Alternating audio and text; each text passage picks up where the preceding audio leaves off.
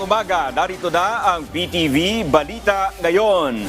Most disaster ready ang mga Pilipino sa buong mundo. Ito ang lumabas sa isang global survey kung saan nanguna ang Pilipinas sa 142 bansa sa mundo sa usapin ng kahandaan sa sakuna o kalamidad.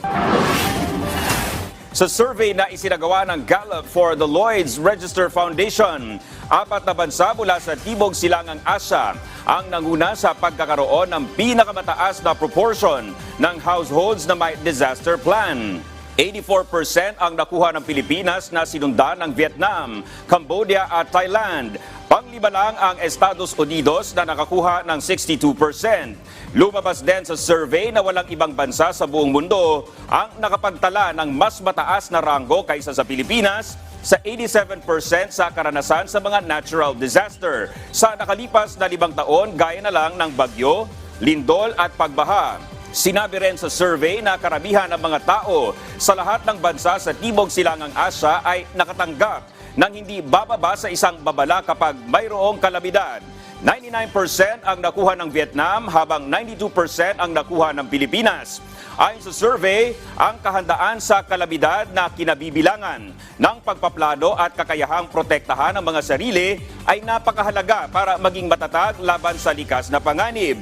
Makatutulong din ang kahandaang ito para iligtas ang buhay at kabuhayan, paliitin ang epekto ng kalamidad at hayaang makabangon agad mula sa dagok ng sakuna. Abiso po para sa mga motorista matapos ang sunod-sunod na rollback, malakihang umento sa mga presyo ng produktong petrolyo ang nakaamba ngayong darating na Martes, August 20. Ang diesel ay inaasahang tataas ng 1 peso and 10 centavos hanggang 1 peso and 30 centavos kada litro. 90 centavos naman hanggang 1 peso and 10 centavos ang itataas sa kada litro ng gasolina. Habang 1 peso hanggang 1 peso and 20 centavos sa kada litro ng kerosene o gaas.